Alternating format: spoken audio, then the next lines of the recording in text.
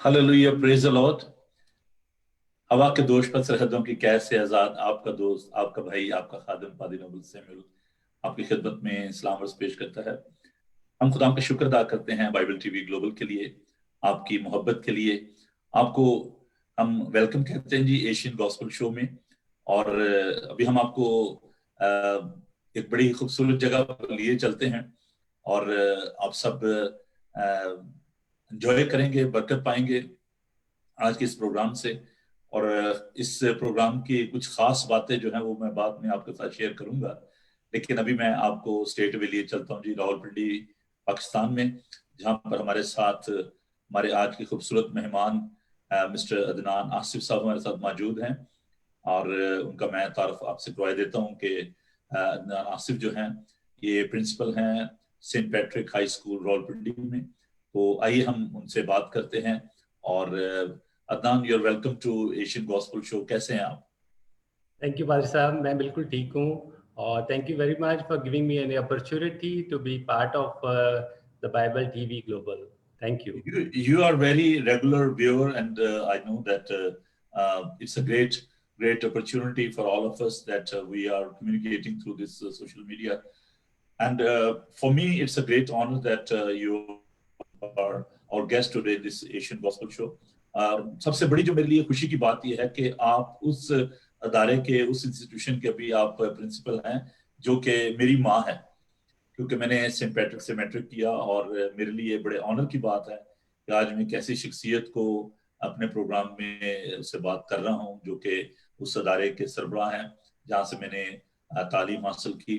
उस स्कूल से बहुत ज्यादा यादें वाबस्ता हैं, उसके बारे में बात करेंगे। और सबसे पहले तो मैं आपको ऑफिशियली बाइबल टीवी ग्लोबल में वेलकम कहता हूँ। और इसके बाद थैंक यू। हम इस प्रोग्राम को आगे बढ़ाते हैं, लेकिन दुआ के बगैर तो मैं आगे नहीं बढ़ूंगा। तो आइए हम दुआ मांगे और खुदा का फजल चाहें आज के प्रोग्राम के लिए। तो आइए हम अपने सरों को झुकाएं और खुदा की बरकत चाहें। कदूस मेहरबान जिंदा पाक खुदा, तेरा शुक्र, तेरी तारीफ करते हैं कि तू हमारा मददगार है। फिर खुदा मैं तेरा शुक्र अदा करता हूँ आज के इस वक्त के लिए, और खास तौर पर खुदा मैं तेरे बंदा के लिए, अदनान आसिफ साहब के लिए, जिन्हें खुदा तो जिस प्लेटफॉर्म पर लेकर आया है, ताकि खुदा हम तेरे लोगों के बारे में और दीगर सारी जो तेरे लोगों की मुश्किलात हैं आप सब एजुकेशन के हवाले से उन पर हम बात कर सकें। खुदा तो अपने पाक से मामूर करना, और जितने लोग इस प्रोग्राम में शामिल हैं खुदा सबको बड़ी बरकत दे। यीशु के जिंदा जलाली और बाबरकत नाम, आमीन। जी आसिफ साहब, बहुत सारी बातें हैं।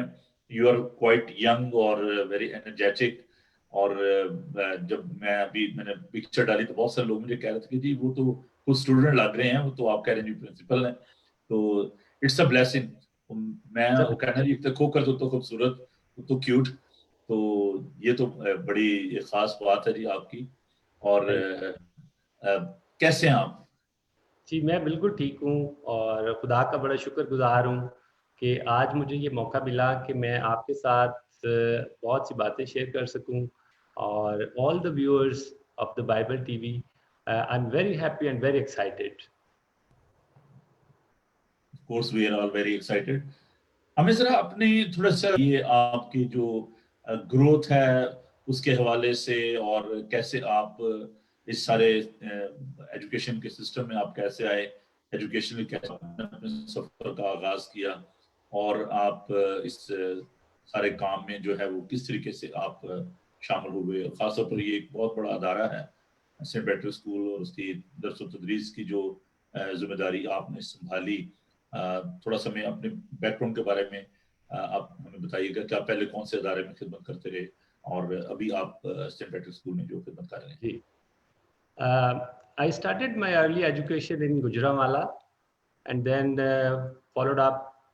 फिर मैं अब्रॉड चला गया, वहाँ से मैंने फर्दर स्टडीज़ की और फिर उसमें ही मैंने फिलोसॉफिकल, थियोलॉजिकल, साइकोलॉजी और इस तरह के लीडरशिप कोर्सेज अटेंड किए इन डिफरेंट कंट्रीज़। उसके बाद मैं जब वापस आया तो चूँकि शुरू से ही मेरे दिल में एक अच्छा टीचर बनने की ख्वाहिश थी। आई डोंट नो व्हाई कि I was really wanted to be a teacher and I really wanted to help the poor and the needy students. क्योंकि मैं बहुत छोटा था जब मेरे फादर की डेथ होगी, और उसके बाद फिर मैं हॉस्टल में चला गया और फिर वहाँ पे मैंने एजुकेशन हासिल की, और मैंने अपनी लाइफ में एक्सपीरियंस किया कि बहुत से अच्छे लोग आए जिन्होंने एजुकेशन में मेरी हेल्प की, and I wanted to give it back in somehow, in some ways, कि मैं दूसरे लोगों की, दूसरे लड़कों की, लड़कियों की, स्टूडेंट्स की हेल्प कर सकूं ताकि वो भी एजुकेशन में कामयाब हो सकें. So this was the really fire burning in my heart, जो मुझे एजुकेशन की तरफ एक बहुत बड़ा मेरे लिए मोटिवेशन था. और आई started to be my career as a teacher. Then I applied for as a principal.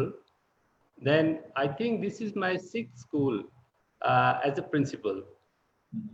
Very first school was in Lalazar, Pope John Paul II school, where I started my journey. Rawalpindi mein Lalazar mein. Lalazar, Rawalpindi mein. That was my first school as a principal. Then I went to Sargodha as a principal, Sargodha Catholic High School. Then I came to Islamabad Convent School, Islamabad, H4 campus. And then I was looking for, after the F4 campus as well. And these two schools were run by the nuns, RBM from the Philippines. So somehow they had to go back. So they chose me, they selected me to look after the schools after them. So I became the principal over there. And then later on, I was transferred to St. Francis High School, Satellite Town, Rawalpindi, where I worked for 3 years. And then later on, I moved to St. Patrick's High School, Murray Road, Rawalpindi. So this is my journey as a principal in different schools. मैं इससे पहले कि थोड़ा सा और आपके जो काम के हवाले से बात करूं, मुझे थोड़ा सा मेरे स्कूल के बारे में थोड़ा सा मुझे बताइए, क्योंकि I'm very excited के स्कूल अभी किस जगह पे जा रहा है, कितने स्टूडेंट्स हैं, और क्योंकि after nationalisation there was so many issues and then denationalization हुई, और ये सारा जो स्कूल का जो सिस्टम है उसमें मैं थोड़ा सा जानना चाहता हूँ. I'm very excited about St. Patrick. Saint Patrick's high school year 2000 तक ये नेशनलाइज था. 2000 में, ईयर 2000 में ये वापस चर्च के पास आया, और जब ये वापस आया तो इसकी खस्ता हाली और बहुत ज़्यादा थी, और बहुत सी चीज़ें इसमें मिसिंग थी, और बहुत सा लॉस हो चुका था स्कूल को, जो कि दोबारा से इसको बिल्डअप किया गया और दोबारा से इसको फर्निश किया गया. और अभी ये स्कूल खुदा का शुक्र है कि is one of the best schools in मरी रोड, और बहुत अच्छा काम हो रहा है यहाँ पे. टीचर्स बहुत कमिटेड हैं, डेडिकेटेड हैं, हार्ड वर्किंग हैं, और बहुत से बच्चे हमारे पास क्रिश्चियन और मुस्लिम ऑलमोस्ट 50% है. 50% मुस्लिम है, 50% क्रिश्चियन है और 50%. ओ प्रेज द लॉर्ड. बिकॉज़ जब मैंने मैट्रिक की और उस वक्त आप देखेंगे हम पूरी क्लास में सिर्फ 8 लड़के थे जिन्होंने मैट्रिक किया, और इट्स अ ग्रेट मिजरी कि मतलब अभी मैं समझता हूँ कि ये तो बहुत बड़ी अचीवमेंट है कि उस वक्त आप देखें कितना बुरा हाल था, और अभी मतलब by the grace of God कि इतने ज्यादा स्टूडेंट जो हैं वो स्कूल में हैं. और मैं समझता हूँ कि अभी जो पाकिस्तान में जो एक लहर चली है कि हमारे क्रिश्चियन बच्चे जो हैं वो बहुत अच्छे मतलब अचीव कर रहे हैं, मतलब डिपार्टमेंट में इनकी अचीवमेंट जो है, तो ये तो बड़ी गुड न्यूज़ है मेरे लिए और तमाम नाजरीन के लिए जो प्रोग्राम को देख रहे हैं. आपका जो एक क्रॉस कल्चर जो एक्सपीरियंस है, आपने अब्रॉड से भी आपने एजुकेशन हासिल की, पाकिस्तान के मुख्तलिफ शहरों में, खासतौर पंजाब में सरगोदा, फिर उसके बाद गुजरांवाला और रावलपिंडी जो कैपिटल और इस्लामाबाद जो ट्विन सिटीज हैं, तो वहां पर आपने जो कुछ सीखा, क्या फर्क आप समझते हैं, क्या चैलेंजेस आपके सामने थे, आपके लिए अपॉर्चुनिटी होगी कि आप वहां भी जा सकते थे, और फिलिपाइन में भी आपने स्टडी की? जी, मैंने मेरी first I went to Sri Lanka for 3 years और वहाँ से फिर मैं फिलीपींस गया। वहाँ पर मैंने अपने फिलोसॉफिकल थियोलॉजिकल स्टडी की नियरली 3.5 इयर्स। उसके बाद थाईलैंड में मैं फॉर्मेटर कोर्स किया और उसके बाद सिंगापुर में मैंने लीडरशिप ट्रेनिंग की। सो इस तरह से बहुत से बड़ा आपका वास्ट एक्सपीरियंस है इस हवाले से। तो क्या आप मतलब पाकिस्तान में क्या समझते हैं कि क्या फर्क है, खासतौर पे साउथ एशियन जो कंट्रीज आपने विजिट की हैं, तो क्या फर्क आप देख रहे हैं कि हमारे मुल्क की एजुकेशन में और वहाँ के जो सिस्टम है, क्या फर्क आप पाते हैं इसमें? जी, वहाँ के एजुकेशन सिस्टम मैं समझता हूँ कि जैसे कि श्रीलंका है, श्रीलंका में ऑलमोस्ट 98-99% जो है वो लोग पढ़े लिखे हैं। इवन जो रेडी लगाने वाला है वो भी इंग्लिश स्पीकिंग है।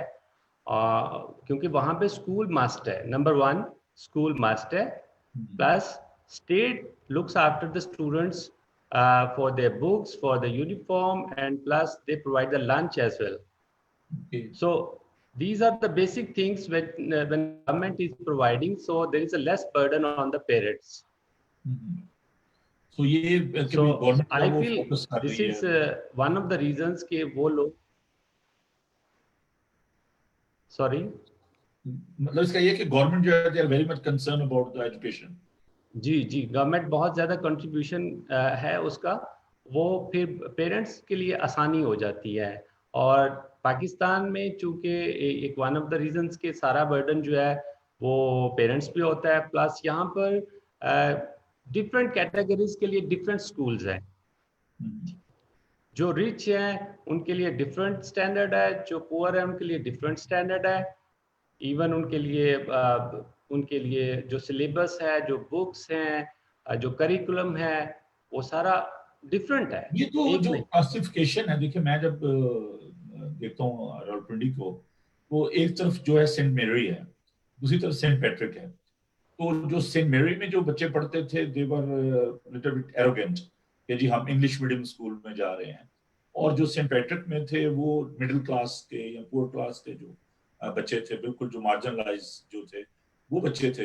लेकिन by the grace of God उन्हीं स्कूलों में से, चाहे वो मिशन स्कूल है, चाहे वो सेंट पैट्रिक है, जहां से भी वो लोग निकले, उनमें मैं बताना चाहता हूँ कि बहुत सारे ऐसे जो आर्मी में गए उन्होंने अच्छी जॉब जो उनको मिल गई, और जो इंग्लिश मीडियम स्कूल में थे वो पीछे रह गए। तो ये एक चैलेंज तो है कि वहां पे जो क्लासिफिकेशन है, डबल स्टैंडर्ड है कि गरीब के लिए एक मुख्तलिफ स्कूल है, अमीर के लिए एक मुख्तलिफ स्कूल है। तो अभी ये जो चैलेंजेस हैं ये तो बहुत ही खतरनाक हैं। तो आप क्या समझते हैं कि ये जो अभी आफ्टर नेशनलाइजेशन जितने भी स्कूल जो वापस हमें दिए गए हैं, उसमें जो आप क्या चैलेंज जो है आप फेस कर रहे हैं टीचर्स के हवाले से और फंडिंग के हवाले से, ताकि जो हमारे ओवरसीज जो बहन भाई जो देख रहे हैं प्रोग्राम को, उनको मालूम हो सके कि वहां पे क्या जो मुश्किलात हैं। जी, हमारे पास जो सेंट पैट्रिक्स है, जैसे कि आपने सब बताया है कि मेरे पास स्कूल में ज़्यादातर जो हैं वो मिडिल क्लास और लोअर मिडिल क्लास के बच्चे हैं। और जो वेल टू डू फैमिलीज हैं, जो अफोर्डिंग फैमिलीज हैं, वो सेंट मेरीज में जाते हैं। क्योंकि वो स्कूल हमेशा से शुरू से ही इंग्लिश मीडियम रहा और ये स्कूल जब नेशनलाइज हुआ तो ये उर्दू मीडियम था। तो जी हाँ। लोगों का एक कॉन्सेप्ट था कि जो इंग्लिश मीडियम है, जो सेंट मेरीज है, उसकी बेटर स्टडीज़ हैं, उसका बेस्ट रिजल्ट है, या एक कॉन्सेप्ट लोगों का डेवलप हो गया था फ्यूचर सेंट के मेरीज। मामले में जी जी बेटर फ्यूचर है उसमें। बिल्कुल। तो अभी चूंकि हमारे पास जो ऐसे स्टूडेंट्स हैं जो सॉरी टू से कि 6 मंथ्स की फीस पे नहीं है, 4 मंथ्स की, 5 मंथ्स की, दे कैन नॉट पे द फी। ठीक है, उनके पेरेंट्स जो हैं, कोई रिक्शा चलाता है, कोई रेडी लगाता है, कोई सेल्समैन है, कोई मैकेनिक है, और वो जब उनसे फीस का बात की जाती है तो वो कहते हैं कि हमारे पास इतने पैसे नहीं हैं, हम रेंट पे रह रहे हैं। ये चैलेंजेस तो हैं, बहुत ज्यादा हैं, और मैं समझता हूँ कि एजुकेशन पर जितना खर्च होना चाहिए उतनी हमारी गवर्नमेंट कर नहीं रही। डिफेंस पे हमारा इतना ज्यादा 70% ज्यादा हमारा डिफेंस पे खर्च हो रहा है, और एजुकेशन पे हम फोकस नहीं कर पा रहे। हेलो, गलबन नेट का कुछ प्रॉब्लम है और इसकी वजह से हमारी लाइन जो है वो ड्रॉप हो गई है। तो हम इंतज़ार करते हैं कि वापस जब आते हैं। और हमारे साथ आज हमारे गेस्ट अदनान आसिफ जो कि Saint Patrick high school Rawalpindi में प्रिंसिपल के तौर पर जो खिदमत सार अंजाम दे रहे हैं। तो हम बहनों भाइयों बात कर रहे हैं कि जो वहाँ पर जो चैलेंजेस हैं एजुकेशन के हवाले से हमारे लोगों को, और ख़ासतौर पर अभी जो बात हम कर रहे थे कि जो दोहरा मेयार है, डबल स्टैंडर्ड है जो एजुकेशन में, कि कुछ जो बच्चे हैं वो बिल्कुल जो मदरसे से आप कह लें कि जो इस्लामिक स्कूल है मसाजिद में वहाँ पर जाते हैं, और कुछ बच्चे जो हैं वो जो गवर्नमेंट के जो स्कूल हैं उनमें जाते हैं, और कुछ जो है वो आप कह लें कि जो बहुत ही एलीट क्लास की जो स्कूल्स हैं वहाँ पर जाते हैं। और इससे क्या है कि एक इंफेरिटी कॉम्प्लेक्स जो है वो और फिर उस क्लास में जो एलीट क्लास है उनमें स्पिरिटी कॉम्प्लेक्स जो है वो आ जाता है। तो बहुत बड़े-बड़े इंटेलिजेंट बच्चे हैं जो कि फीस ना होने की वजह से वो उनको स्टेट स्कूल में जाना पड़ता है, गवर्नमेंट के जो स्कूल हैं वहाँ पर जाना पड़ता है। लेकिन एक चीज़ जो मैंने महसूस की पाकिस्तान में कि ये कोई ऐसा कोई मेयार नहीं है या ऐसी एक्सक्यूज़ नहीं है। बहुत सारे बच्चे जो कि मिशन स्कूल से निकले या मदरसों से निकले और से निकले, लेकिन वो अच्छी जॉब उन्होंने की, अच्छे उनको स्टेटस जो है वो मिल गया, और कुछ आर्मी में चले गए और एयरलाइंस में चले गए, पुलिस में चले गए। तो जो बच्चे मेहनत करने वाले हैं, चाहे वो कहीं भी हों, खुदा उनको बरकत देता है और वो आगे निकल जाते हैं। तो हम खुदा का शुक्र अदा करते हैं अपने नौजवानों के लिए, अपने बच्चों के लिए, और ख़ास तौर पर चर्चेज़ के लिए कि जिन्होंने एजुकेशन के सेक्टर में बहुत ज़्यादा खिदमात जो है वो सर अंजाम दी हैं। और अभी जैसे कि आप देख रहे थे कि अदनान आसिफ जो हैं, कि उन्होंने किस तरीके से मुख्तलिफ जगहों पर सरगोदा में और रावलपिंडी में और उसके अलावा दीगर जगहों पर उन्होंने किस तरीके से जो है वो एक एजुकेशन के तौर पर उन्होंने जो है खिदमत जो है वो सर अंजाम दी। अनफॉर्चुनेटली वहाँ पर आपको पता है कि इलेक्ट्रिसिटी का जो इशू है, और जो डाउन लोडिंग जो क्या कह रहे हैं उसको, लोड शेडिंग जो डाउन लोडिंग लोड शेडिंग जो होती है उसकी वजह से शायद जो प्रॉब्लम जो है वो पेश आई हैं। तो आप इस बारे में क्या सोचते हैं और आपकी क्या राय है कि क्या ऐसा दोहरा मेयार होना चाहिए? और दूसरा सवाल मेरा ये है कि क्या आप सोचते हैं कि जो बच्चे मेहनती होते हैं, चाहे वो इंग्लिश मीडियम में हों या उर्दू मीडियम में हों, तो वो आगे निकल जाते हैं और मेहनत करते हैं और खुदा उनको बरकत देता है। तो आप अपनी राय से भी मुझे आगाह कीजिएगा। आप मुझे फ़ोन कर सकते हैं, स्टूडियो का नंबर है 00447718992824। मैं दोबारा नंबर दोहरा देता हूँ 00447718992824। इस नंबर पर आप कॉल कर सकते हैं और हम इंतजार करते हैं कि अगर दोबारा हमारी अदनान साहब से जो है वो बात हो जाती है तो हम उस बात को आगे बढ़ाएंगे। तो जो इस वक्त चैलेंजेस हैं हमारे सामने बहन भाई वो ये हैं कि जो हमारे जो क्रिश्चियन कम्युनिटी के जो बच्चे हैं उनके लिए एजुकेशन के हवाले से मैं ये बात करना चाहता हूँ कि देखें, ये हम सब पर एक फर्ज है कि अगर खुदा ने हमें बरकत दी है तो हम अपने बच्चों के बारे में हम सोचें। खासतौर पर जो मुझे तजर्बा हुआ कि वो बच्चे जो कि ब्रिक लेयर पर जहाँ पर ईंटें बनाई जाती हैं वहां पर जो हमारी कम्युनिटी के बच्चे हैं जो कि स्कूल नहीं जा सकते और जिनके लिए ये बड़ा चैलेंज है कि उनके पेरेंट्स ने जो कर्जा लिया होता है भट्टा माल कान से, वो अदा करना होता है। पूरी फैमिली उसमें, लड़कियां भी लड़के भी, और फैमिली के जितने सारे अफराद हैं वो सब उसमें लगे होते हैं काम करने में, और उनके लिए बड़ी ये मुश्किल होती है। तो उनके लिए हमें सोचने की जरूरत है। इसी तरह जो ऐसे स्लम्स में जो लोग रह रहे हैं, एक ऐसा तबका है जिसके बारे में बहुत कम शायद आप लोगों को मालूम होगा, और वो लोग हैं जो कि आर्मी में काम करते हैं और उनके बच्चे जो उनके लिए बड़ी मुश्किलात होती हैं। आइए हमारे साथ अदनान आसिफ दोबारा हमें ज्वाइन करें, उनसे बात करते हैं। तो वो लोग जो कि ऐसी जगहों पर रह रहे हैं जहाँ पर इक्वल अपॉर्चुनिटीज नहीं है, मैं अभी उनके बारे में भी आपसे जो है मजीद बात करूंगा। तो अभी वेलकम बैक अदनान। सॉरी, नहीं कोई बात नहीं है। सो हेलो हेलो अदनान, आपको आवाज आ रही है मेरी? आई एम सॉरी, नहीं कोई बात। पादरी साहब, आई वाज डिस्कनेक्ट। हाँ जी, नहीं कोई बात नहीं, अभी आप आ गए, वेलकम बैक। तो हम आपकी एब्सेंस में बात कर रहे थे कि जो हमारे क्रिश्चियन स्टूडेंट्स को या फैमिलीज को जो चैलेंजेस हैं, वो लोग जो कि भट्टों पे रहते हैं या वो लोग जो कि स्लम्स में रहते हैं। मुझे याद है कि अदनान जब आप छोटे थे और गुजरांवाला कैंटोनमेंट में आपने देखा होगा कि वो कम्युनिटी जो कि माइनर वर्क करते हैं और उनके बच्चों के लिए अपॉर्चुनिटीज नहीं थी। मुझे याद है कि जब मैंने अपने बेटे को दाखिला करवाना था तो he was the only Christian child in army public school. तो वो कहते थे जी नहीं, अगर ये वहां पर पढ़ेंगे तो फिर जो सफाई का काम है वो कौन करेंगे। और मैं बहन भैया आपको बताना चाहता हूँ कि ये एक बहुत बड़ा अलमिया है कि क्रिश्चियन लड़कियों को ये कहते थे कि जी आप टॉयलेट साफ करें।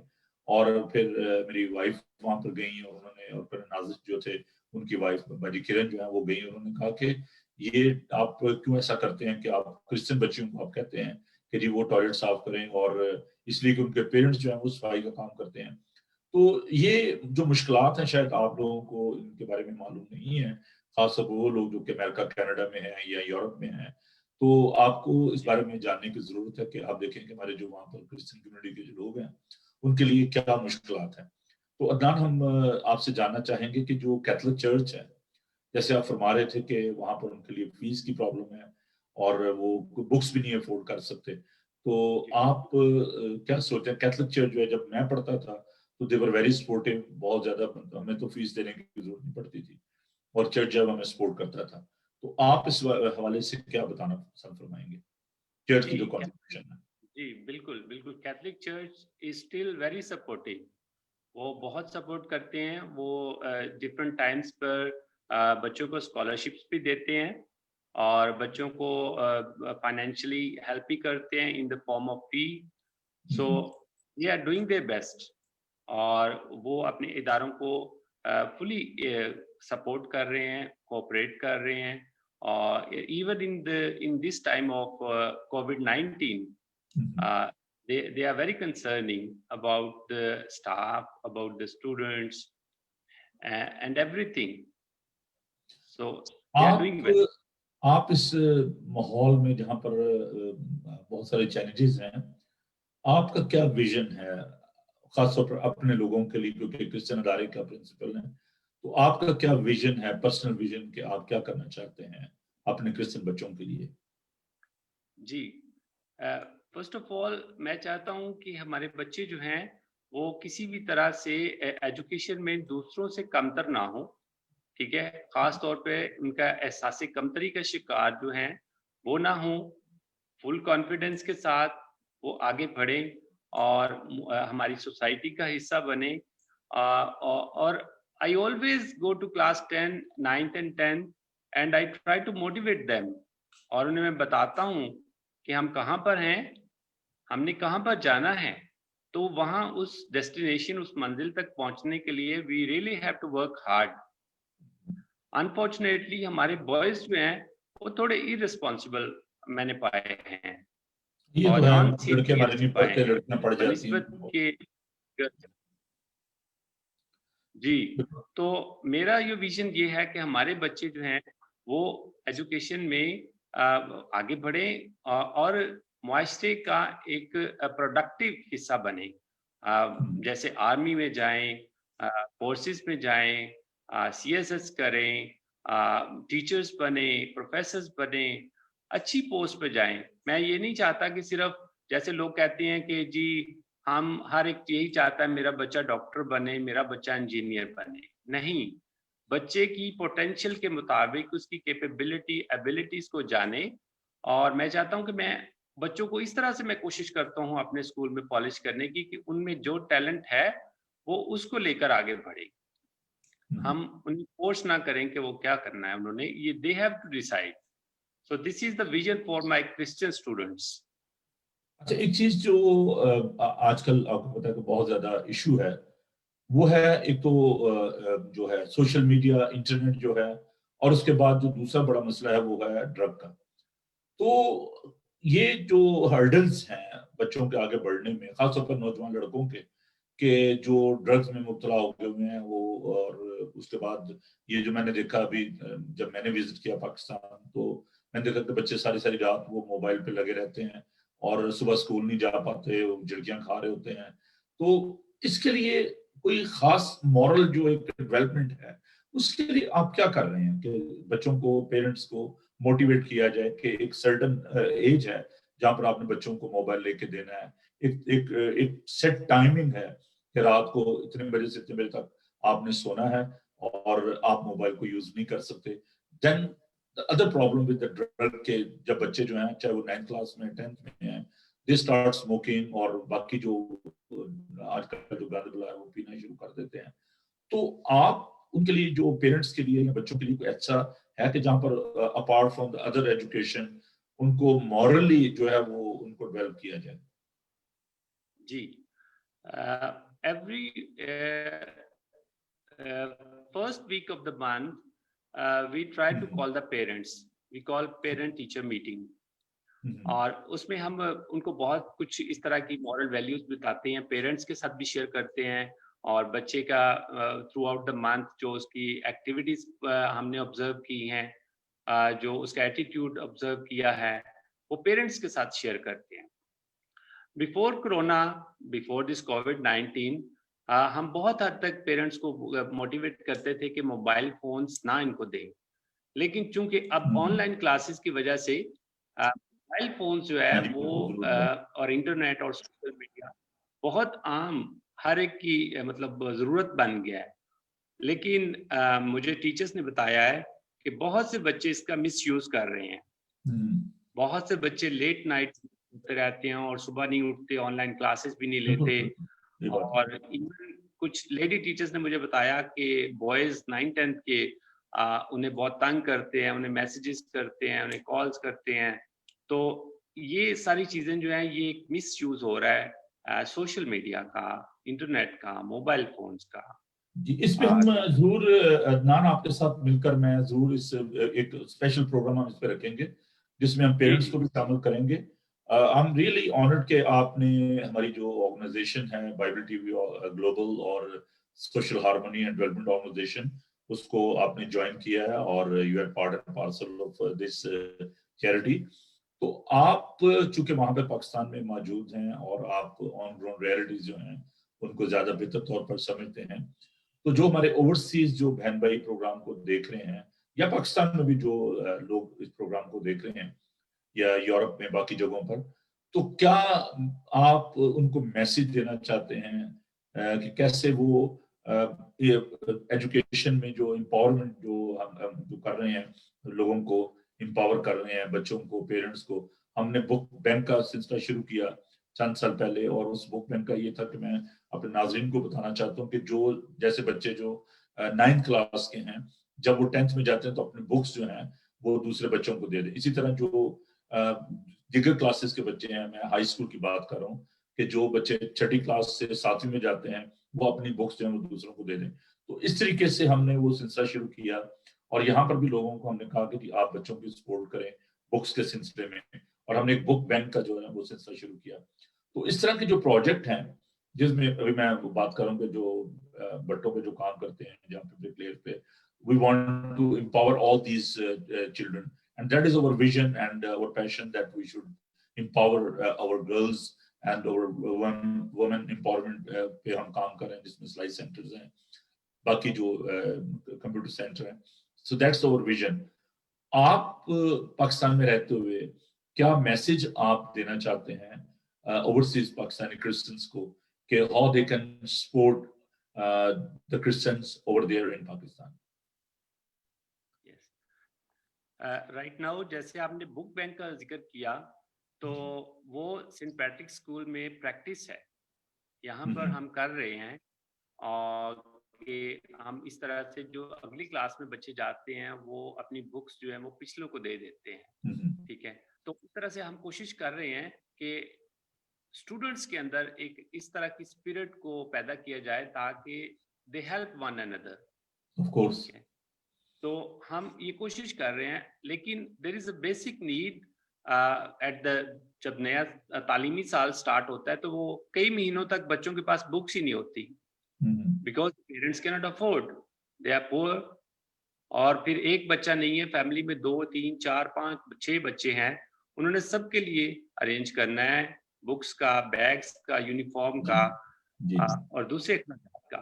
तो एक बहुत बड़ी जो चैलेंज है क्रिश्चियन स्टूडेंट्स के लिए वो ये है। सेकंड जो मैं फील करता हूँ, जो मैंने देखा है, वो है school fee, regular school fee. ठीक है, वो भी एक बहुत बड़ा चैलेंज बन जाता है, क्योंकि पेरेंट्स जो हैं वो टाइमली स्कूल फी पे नहीं कर सकते। फाइनेंशियल इशू बहुत ज़्यादा है टीचर्स के, सॉरी पेरेंट्स के लिए।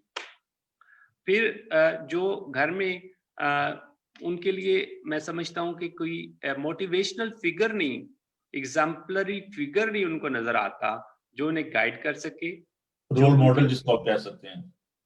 जी, तो ये भी और फिर पेरेंट्स जो है सुबह से गए शाम को आते हैं, और कई दफा डबल शिफ्ट भी लोग काम करते हैं, तो they really don't have time to sit with their children, to talk to them, to listen to them, जिसकी वजह से भी बहुत से लड़के जो हैं वो बेराहरवी का शिकार हो रहे हैं, वो ड्रग्स में इन्वॉल्व हो जाते हैं, वो ऐसे फ्रेंड्स बना लेते हैं जिसकी वजह से वो स्टडीज पे फोकस नहीं रहता, और एट द एंड वो एग्जाम्स में पास नहीं होते। तो फाइनेंशियल इशू है, मॉरल वैल्यूज जो है वो हम डेवलप करने के बहुत बड़ा है, और बच्चों की स्कूल फीस और बुक्स ये जो है अगर हम टाइमली दें तो इससे बच्चों का मोराल भी अप होगा, और वो अपने सिलेबस, अपना करिकुलम जो है वो टाइमली कवर करेंगे, और अपने आप को बेहतर तौर पे एग्जाम्स के लिए तैयार कर सकते हैं। बहुत खूबसूरत ये आपने एक इंसाइट दी है, और एक नई सोच आपने दी है, और डेफिनेटली हम इस पे काम भी करेंगे और आपके साथ मिलकर। और मैं चाहूंगा कि नेक्स्ट प्रोग्राम में हम पेरेंट्स के इंटरव्यू भी करें और बच्चों के भी, कि क्या इश्यूज हैं जिनमें न्यूट्रिशन का बहुत बड़ा इशू है, कि लोग खुराक नहीं बच्चों को दे पा रहे, और फीसेस और ये जो बुक्स हैं ये तो एक और बहुत बड़ा मसला है।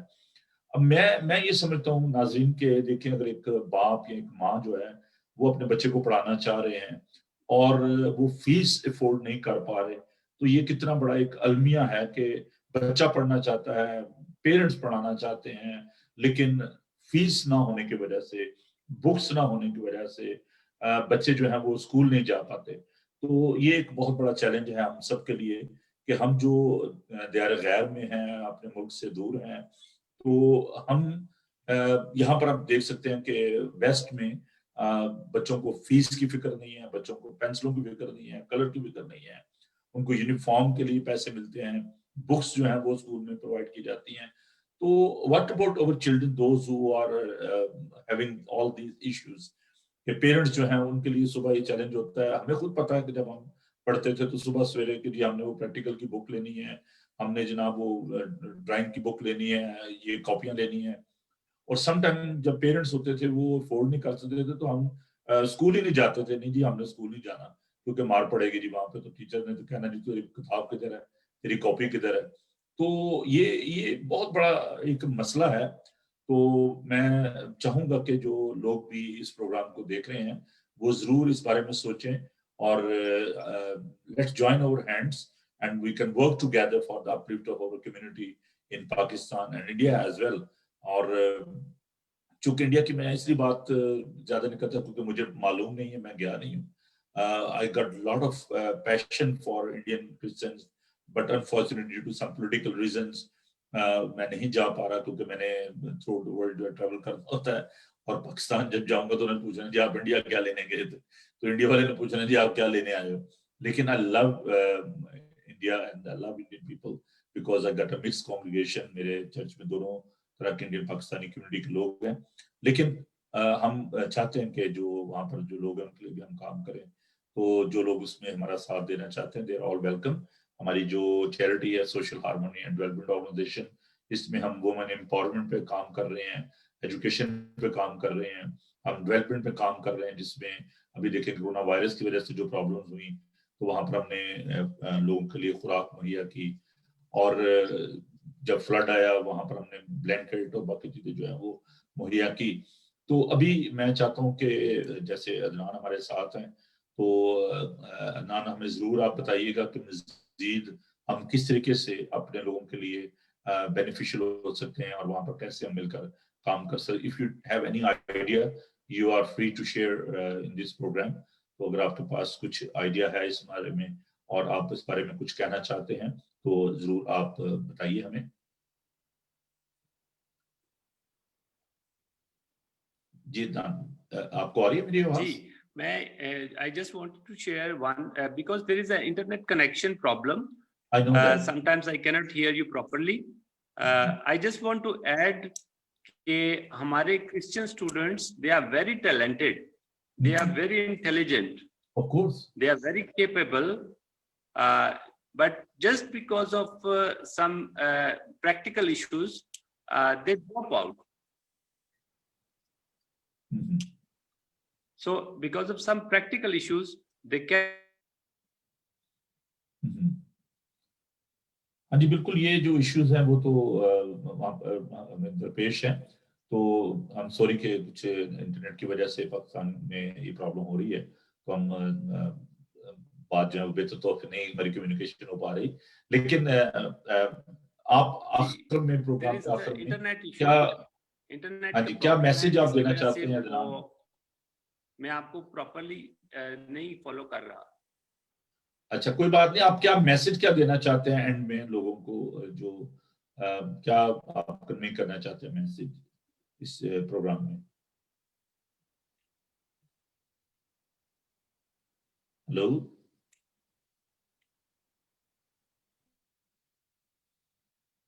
हेलो जी, आप देख रहे हैं कुछ जो कनेक्शन की वजह से जो प्रॉब्लम, इंटरनेट के जो मसले हैं, और इंटरनेट बड़ा स्लो है पाकिस्तान, जिसकी वजह से ये हमें मुश्किल दरपेश है। लेकिन हम शुक्रगुजार हैं अदनान आसिफ साहब के कि उन्होंने हमें टाइम दिया और उन्होंने जो मुश्किलात हैं एजुकेशन के हवाले से वो हमारे साथ शेयर की। तो हम उनके सारी खिदमत के लिए, उनके काम के लिए खुदा उनका शुक्र अदा करते हैं। अदनान आपको मेरी आवाज आ रही है?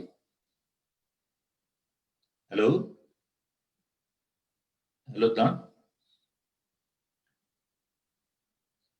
Sorry, I cannot hear you. अच्छा मेरा ख्याल है वो आप मोबाइल पे हैं तो इसलिए शायद वो मुश्किल हो रही है। लेकिन थैंक यू आपका कि आप प्रोग्राम में आए, तो हम जरूर नेक्स्ट टाइम बेहतर इसको करने की कोशिश करेंगे। और आप इंटरनेट की वजह से थोड़ी सी प्रॉब्लम हो रही है, लेकिन नाज़रीन हम आपका शुक्रिया अदा करना चाहते हैं कि आपने हमारा साथ दिया और आपने इस प्रोग्राम को देखा। तो मैं चाहूंगा कि हम खुदा के हज़ूर झुकें और खुदा से दुआ करें कि खुदा हमें ये तौफीक दे कि हम अपने बहनों भाइयों के बारे में सोच सकें, उनके लिए काम कर सकें। तो वंस अगेन मैं आपसे कहना चाहता हूँ कि इस क्रिसमस के मौका पर अगर आप अपने जो क्रिश्चियन बहन भाई हैं उनकी मदद करना चाहते हैं तो आप जरूर हमसे रब्ता करें, क्योंकि खुदा का कलाम ये कहता है कि हर कोई अपने ही हवाल पर नहीं बल्कि दूसरों के हवाल पर भी निगाह करे। तो इस क्रिसमस के मौका पर जैसे खुदावन ने अपना आप दे दिया और अपने इकलौते बेटे को दरेग ना किया, मैं ही चाहता हूं कि हम सब मिलकर दूसरों के साथ इन खुशियों को बांटें, उनको इसमें शामिल करें ताकि वो भी खुदा उनके नाम को जलाल दे सकें। और क्रिसमस तो नाम ही देने का, लेने का नाम नहीं है, खुदावन ने अपना आप दे दिया। तो अगर हम उन बच्चों को, उन बहनों भाइयों को अपनी खुशियों में शामिल करना चाहते हैं तो ये बड़ी अच्छी बात होगी। आप अपने गिफ्ट जो हैं वो आप भेजें जरूर, उन बहनों भाइयों की फिक्र करें और उनसे प्यार करें। और अगर आप हमारी चैरिटी को सपोर्ट करना चाहते हैं तो आप जरूर हमारी वेबसाइट को विजिट कीजिएगा www.shdoshadow.org.uk। और मैं एक बार फिर शुक्रगुजार हूँ अदनान आसिफ साहब का, उनकी मोहब्बत के लिए, उनके प्यार के लिए। अदनान आपको मेरी आवाज आ रही है? शायद उनको आवाज मेरी नहीं सुनाई दे पा रही। तो एनीवे जी, आइए हम दुआ करते हैं और आज के प्रोग्राम को हम दुआ के साथ खत्म करना चाहते हैं। तो आइए हम अपने सरों को झुकाएं और दुआ मांगे। खुदावन पाक खुदा तेरा शुक्र तेरी तारीफ करते हैं कि तू अपने लोगों की हिफाजत निगहबानी करता है और फिर खुदावन तो अपने लोगों की फिक्र करता है। फिर खुदावन आज हम तेरा शुक्र अदा करते हैं तेरे बंदा के लिए, नासिफ के लिए, उनकी सारी खिदमत के लिए इल्तिजा करते हैं खुदावन तमाम उन बहन भाइयों के लिए जो कि खुदा मुश्किल में है, परेशानी में है, जो अपने बच्चों को स्कूल नहीं भेज पाते, खुदा जो उनकी जरूरियात को पूरा नहीं कर पाते। खुदा तो हमें तौफीक दे के हम उनकी फिक्र करें और एक दूसरे से प्यार करें। खुदा इस क्रिसमस के मौका पर तुम्हें शुक्रगुजार दिल दे और फिर खुदा फराख दिली अता कर ताकि खुदा हम दूसरों की फिक्र कर सके, क्योंकि तूने हमारी फिक्र की। खुदा हम आज की शाम तमाम बीमारों को तेरे तख्त के पास लाते हैं, उनके लिए तेरी बरकत चाहते हैं। तमाम लोगों के साथ और सबकी हिफाजत निगहबानी कर, तेरे बंदा के लिए खुदा तेरी बरकत चाहते हैं। खुदान के साथ, उनके घराने के साथ हो, उनके स्कूल के सारे स्टाफ को, बच्चों को तेरे हाथों में देते हैं, यीशु के जिंदा जलाली और बाबरकत नाम में, आमीन। खुदावंद अपना चेहरा आप जलवागर फरमाए, खुदावंद आपके बदन जान और रूह की हिफाजत करे। आपका बुलाने वाला सच्चा वैसे करेगा और हमारे खुदा मसीह का फजल, खुदा बाप की मोहब्बत, पाक रूह की रिफाकत और शफकत से लेकर हमेशा तक आप सबके साथ और दुनिया भर के मुकद्दसीन के साथ होती रहे, आमीन। जीदान हम आपके शुक्रगुजार हैं कि आपने हमारा साथ दिया। अगर कुछ नेट की जो है प्रॉब्लम रही हैं, लेकिन हम आपके शुक्रगुजार हैं और उम्मीद करते हैं कि बहुत जल्द आपसे दोबारा मुलाकात होगी। खुदा आपके साथ हो, आप सबको बड़ी बरकत दे। अदनान, आपको मेरी आवाज आ रही है? हेलो हेलो हेलो हेलो पादरी साहब, देयर इज इंटरनेट प्रॉब्लम, तो okay. बीच में बस थोड़ा सा इंटरनेट हुआ है। I just want to say a big thank you to you and to all the viewers of the Bible TV Global. I am very happy कि आज chance दिया आपने कि मैं आपके साथ अपने एजुकेशनल जर्नी को शेयर कर सकूं। सो I really thank you and wish you all the best. Thank you. And my support, my is available for you. Thank you. हम इस काम को जारी सारी रखेंगे और मैं चाहूंगा कि आप जरूर, आपकी क्योंकि थियोलॉजिकल एजुकेशन भी है और खुदा का पाक कलाम भी हम आपसे सुनेंगे, और मैं चाहूंगा कि आप जो इस काम को, इस प्रोजेक्ट को लेकर हमारे साथ बढ़े और खुदा ने चाहा तो दोबारा आपसे मुलाकात होगी। Once again thank you very much for joining us and advance merry Christmas and happy New Year. खुदा आपको और आपके घराने को क्रिसमस की ढेरों खुशियां मुबारक करे। खुदा आपके साथ हो। God bless you. Thank you. Thank you. Wish you the same. God bless you too. Thank you. Thank you बहन भाई। खुदा आप सबके साथ हो। Keep watching Bible TV Global. खुश रहें और खुश रखें। खुदा आपके साथ हो। Thank you. बाय।